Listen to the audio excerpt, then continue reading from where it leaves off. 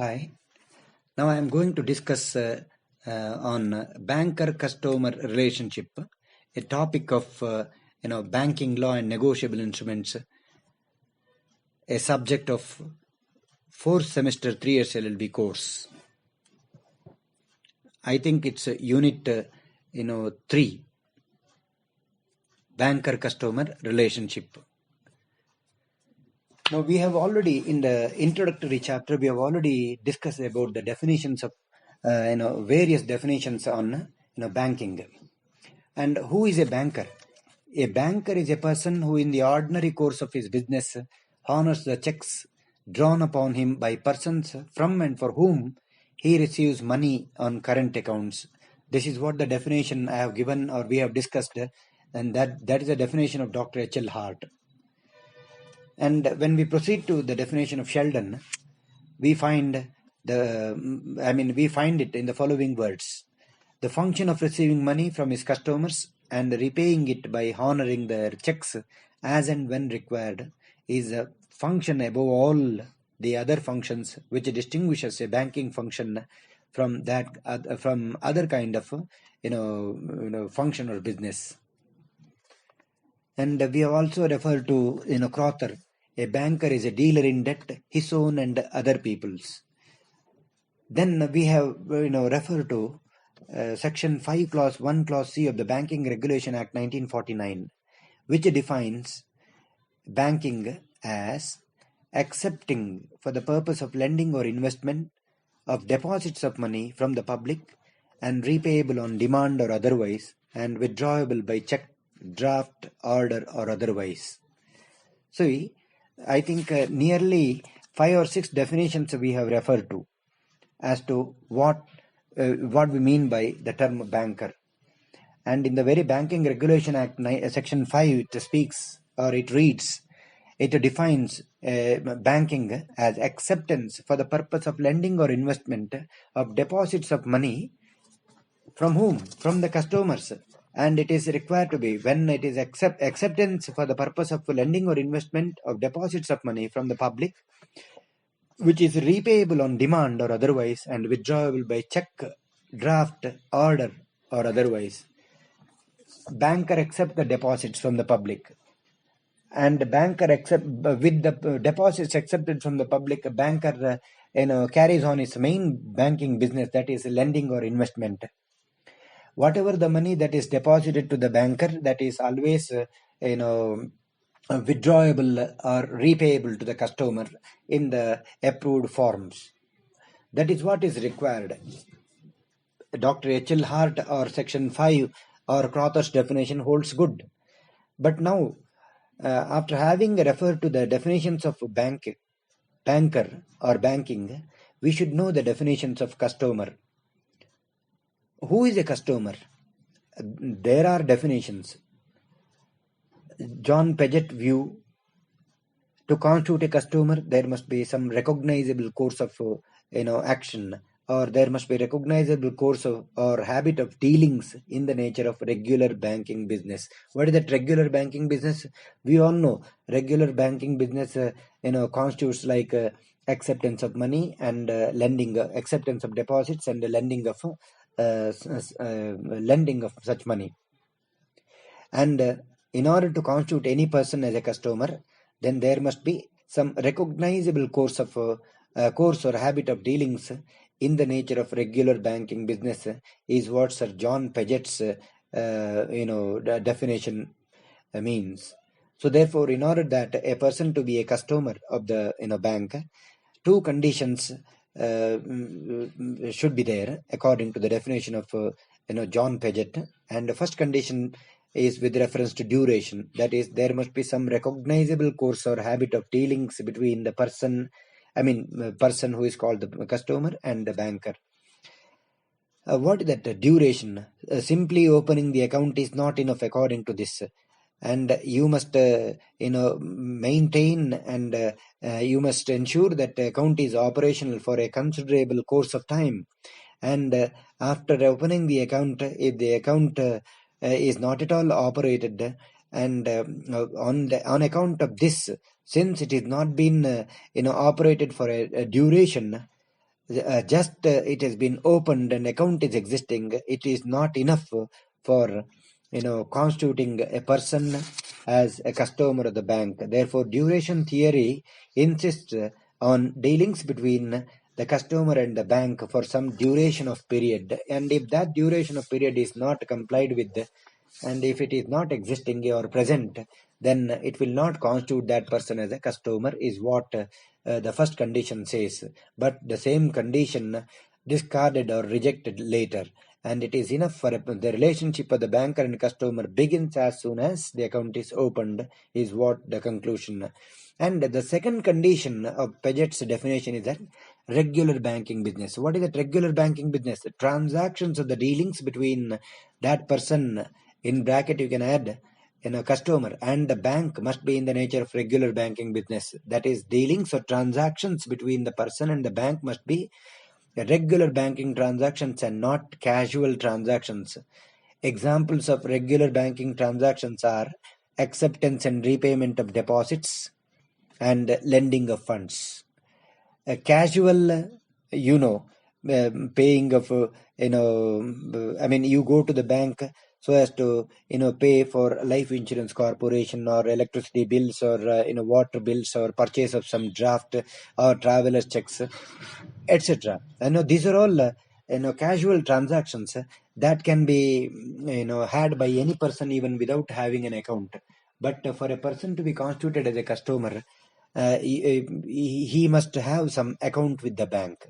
According to the second condition, a customer means a person who must be in the habit, who must have invoked the regular banking business type of nature of function of the bank. A customer is Dr. H.L. Hart defines a customer is one who has some account with the bank. If he opens an account, then he is a customer. And whether for how long, on what all occasions and for how many times he has to operate that. If regular banking business is not carried on a regular basis by the customer, just by having an account with the bank is not enough. That's what Paget said, but H.L. Hart said it is simply enough to constitute a person as a customer if he has opened an account with the bank. And the casual transactions will not constitute in case if any person invokes the casual transactions with the bank or transacts certain transactions with the bank without having an account with the bank, then it will not constitute him as a customer of the bank as such, as I refer to LIC or electricity bills or water bills or traveler checks or circular notes or deposits of valuables for safe custody, etc. There, if you go for the invoking these functions of the bank, it will not constitute you as a customer. Therefore, to make a person a customer of the bank, the essential requirement should be satisfied, and such requirements are the following. One, he should have some sort of an account, say a savings account or fixed account or recurring account or the current account, as the case may be. And then there need not be duration or dealings between the person and the banker. Even a single transaction can make a person as a customer of the bank.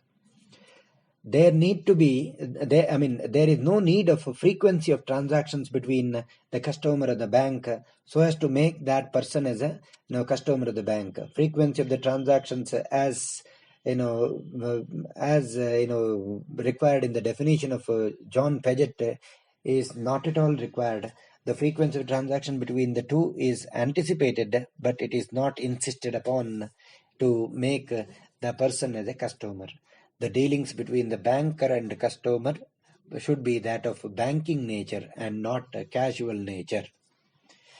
So we have discussed about the definitions of banker and customer. Having referred to the meaning of banker and customer, and when a person will be constituted as a customer and what all the essential requisites of customer, we should know now about their relationship.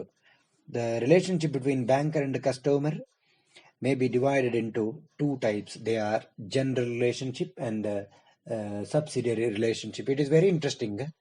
in the examinations of the universities, questions will surely come that explain the general relationship between banker and customer, or it could be like the relationship between banker and customer is primarily that of debtor and creditor. Explain, or they may also refer to any of the obligations arising out of the relationship, either the obligation of that of the customer or that of the banker. By quoting any of these obligations, they may frame a question like a discuss. So it is very interesting and very easy as well to expand the relationship between, to substantiate or to describe the relationship between banker and customer. Essentially, it is of two types, namely general relationship and special relationship. The general relationship, let us now discuss about the general relationship between banker and customer. General relationship between banker and customer is of two types. Again, one is primary relationship, another one is subsidiary or secondary general relationship. There are two relationship existing between the banker and the customer. One is general, another one is special. Normally, when the account is opened, it will when the account is opened by the customer with that of a banker, it will constitute the banker as a debtor and the customer as a creditor. And what type of creditor? It's a general creditor. But when the account is overdrawn, or when the loan is availed by the said customer from the bank, it will turn the customer to that of debtor and the banker to that of creditor. It all depends whether there is a credit balance or debit balance. When the customer's account shows credit balance, then the customer is a general creditor. When the customer's account shows debit balance, then customer becomes the borrower or the debtor. So it depends. John Paget defines like the relationship between banker and customer is primarily that of the relationship between banker and customer is primarily that of debtor and creditor, but the respective relationship is defined by the existing state of account, is what John Paget has defined. It's a beautiful definition. The relationship between banker and customer is primarily that of debtor and creditor, the respective positions being determined by the existing state of account. So you cannot blindly define that when the account is opened, banker is a debtor, customer is a creditor. It all depends upon what is the present state of the existing status of the account. If it has credit in its balance, then as you said, banker is a debtor, customer is a creditor. But when the account is overdrawn, banker is not the debtor, banker becomes the creditor, and customer becomes the debtor as such. So it depends. So the the general relationship is again divided into two. Special relationship, as you know, special relationship will evolve from the general relationship only. Usually, the special relationship refers to the rights and obligations of the banker and customer. In case of general relationship, the general relationship between banker and customer, it is divided into primary general relationship and subsidiary general relationship. When we say primary general relationship, we will refer to certain terms, that whether banker is a bailee of customers' money, whether banker is a trustee of customers' money, whether the banker is the agent of customers' money, whether the that way. As far as the subsidiary relationship subsidiary general relationship is concerned, a banker is a bailee, a banker is an agent, a banker is a advisor, a banker is a trustee as such. But to the main function of banking, that is acceptance of deposits and lending of funds, a banker is not at all a bailee, agent, or a trustee of customers' money. The nature of that primary general relationship we will see.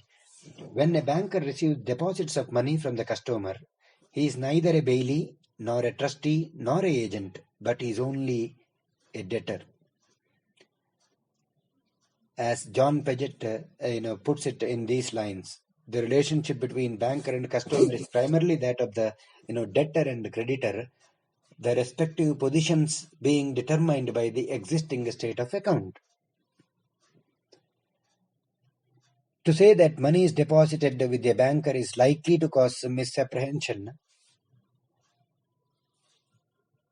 To say that when the money is deposited in the account and the same money is to be repaid as and when it is required by the customer, it will result into some sort of failure in the main banking business as such. A banker is not at all a bailee or depository of customers' money. As soon as account is opened, as soon as the amount is deposited deposited by the customer to his account, it will not constitute the banker as a bailee or merely a depository of customers' money. This is because a bailee accepts the bailment of certain things. You know the meaning of bailment. In case of bailment, when the particular subject matter, either good or whatever, when it is accepted, and it is accepted for a particular use, upon the agreement that when the use is over, it shall be returned to the same shall be returned to the the bailer by the bailee.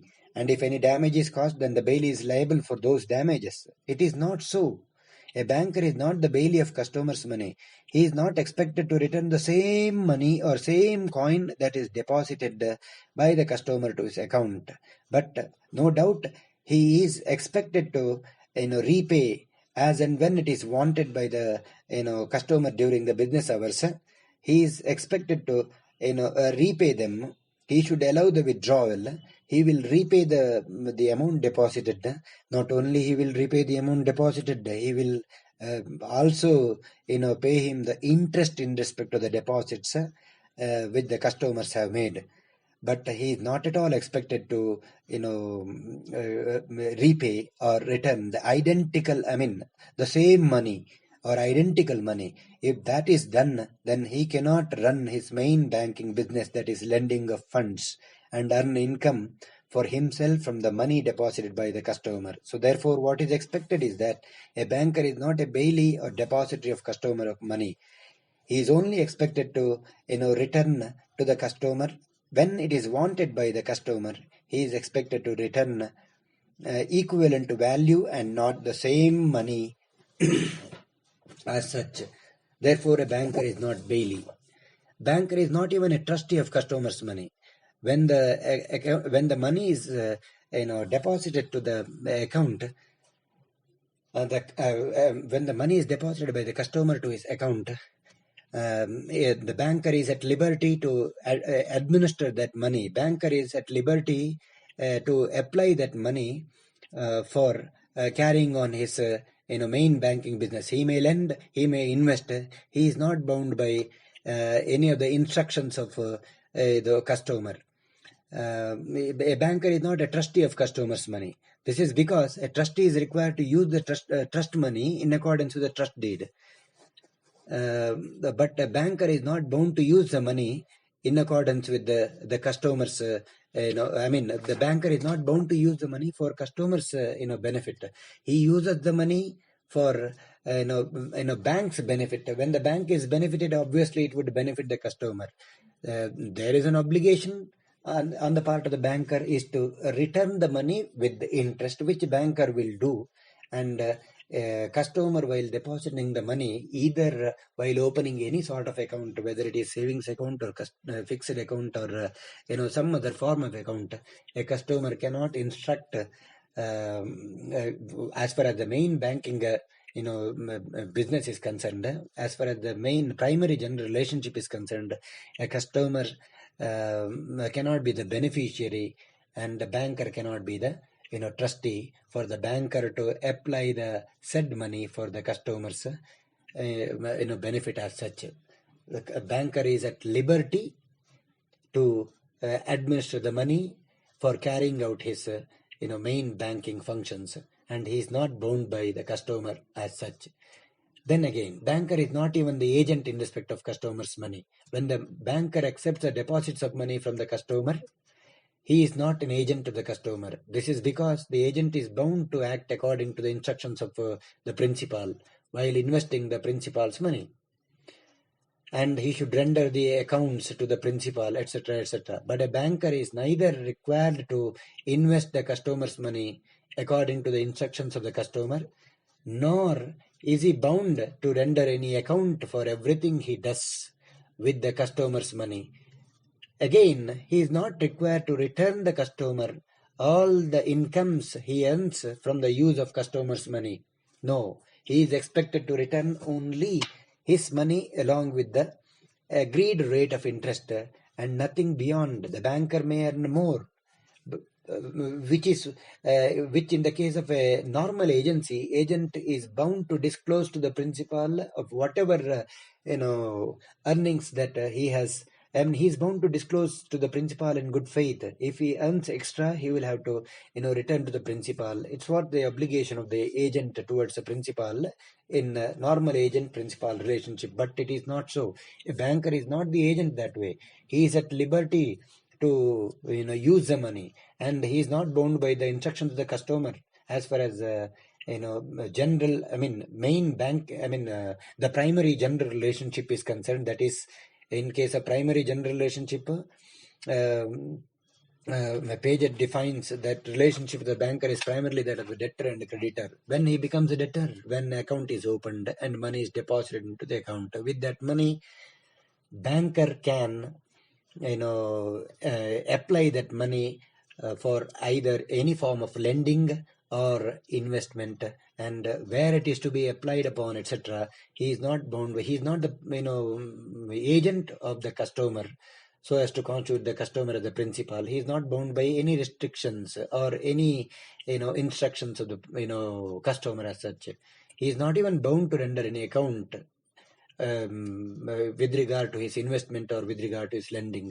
He is again not even required to return the customer of all the income that he earns out of the administration of customers' money. He is only expected to return to the customer when he demands its withdrawal or repayment, that too only at the rate of interest that is prevailing at the time of withdrawal,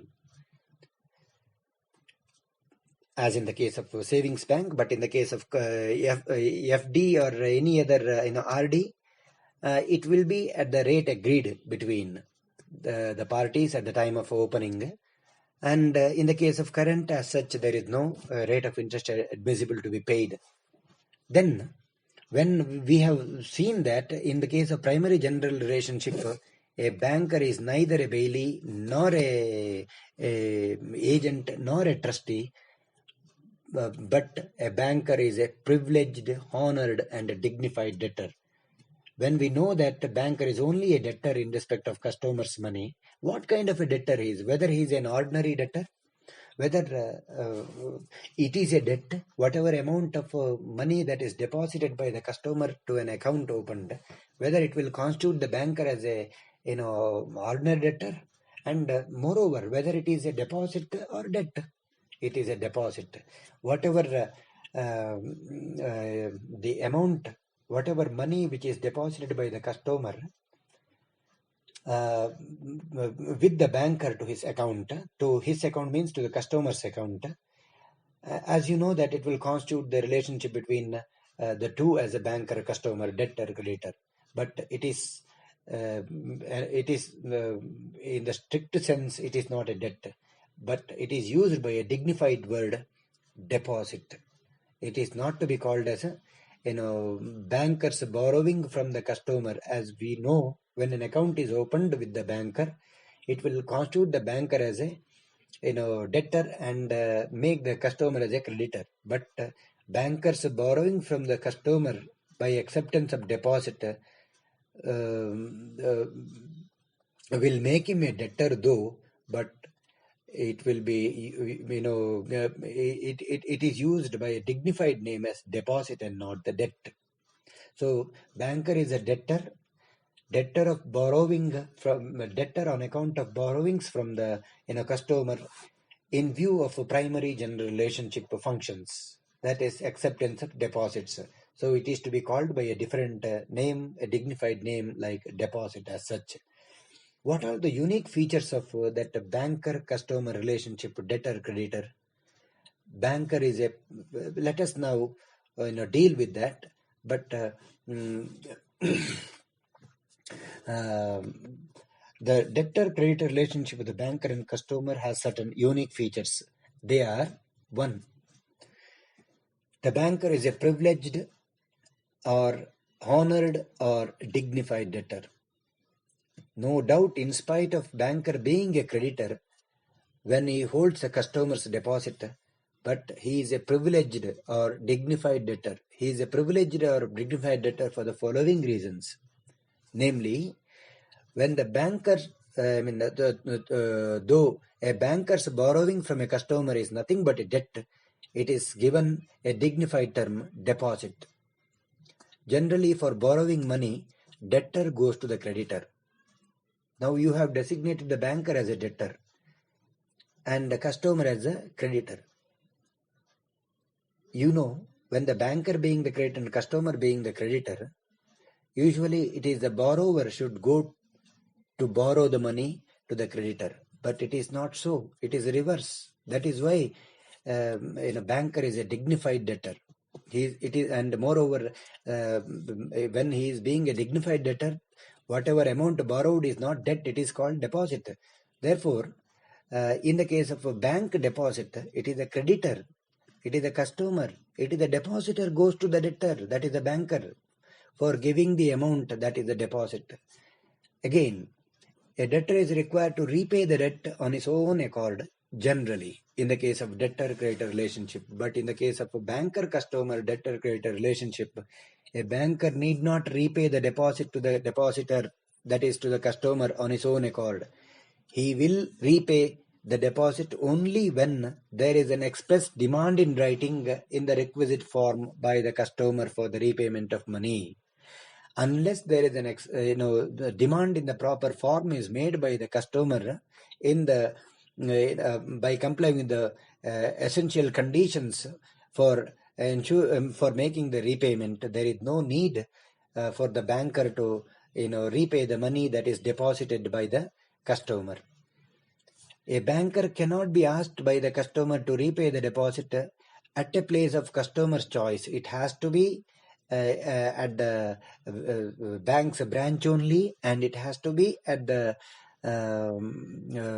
during the business hours only, of course. And these days we have seen due to the invention of technology, due to the invention of new trends in the emerging trends in the banking, we have introduced e-banking.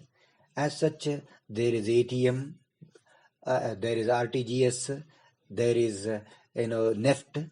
So it can be asked as you can transfer the fund, you can withdraw the money from your account by using ATM card and all. But otherwise, unless you need to go to the a banker cannot be asked by the customer to repay the deposit at a place other than the one where the deposit is kept. Even now, though the core banking or e-banking facilities now encouraged or introduced, wherein we can deposit or withdraw digitally. Still, for some other services you need to go for the home branch alone, and it is not available with the other branches as such. A banker can be asked to repay the deposit only on the working day and only during the working hours. Of course, these were all the features, essential features that were existing. If at all you go to the bank branches, I did not mean that if you go to the ATM, whether you can get yes, if your account shows sufficiency of the balance, then when the money is there with the ATM machine, then ATM will pay. But if you go to the branch, then you cannot be asking the branch to pay to repay the money lying in the account at any point of time. Maybe can you go on a non-working day? Can you go after the business hours of the bank? No, you cannot. So you cannot be asking the banker to repay the deposit at your will. It has to be subject to certain restrictions like that. A banker is not required to give any security to the customer for the deposit of money he made.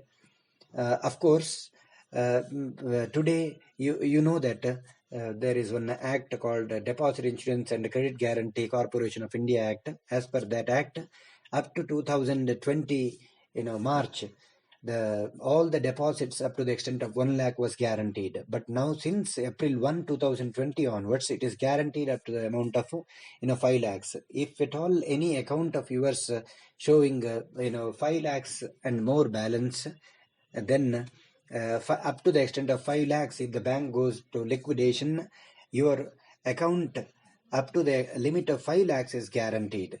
So this is what I think it will promote. If any bank where you are having banking relationship, then first ensure that whether the said bank is covered by deposit insurance, whether it is covered by deposit insurance provision. If it is not covered by deposit insurance provision, especially from 2020 onwards, I think it will be very risky for a customer to open an account with such kind of bank which is not covered by the deposit insurance. It should be the obligation of the Reserve Bank of India such that when it permits a banking license for an institution to run banking operations, then it should ensure that they would be covered by deposit insurance. If it is not covered, then they should not be allowing any institution to run banking business as such, because it will deceive, or it will hamper, or it will cause hardship to the customers as such. Second, see, we have seen a banker is a privileged or honored or dignified debtor. Second one, customer is only a general creditor of the bank, banker. Regarding these and other things, as far as the primary general relationship and the subsidiary general relationship, we will discuss in the next clip as such. Thank you right now.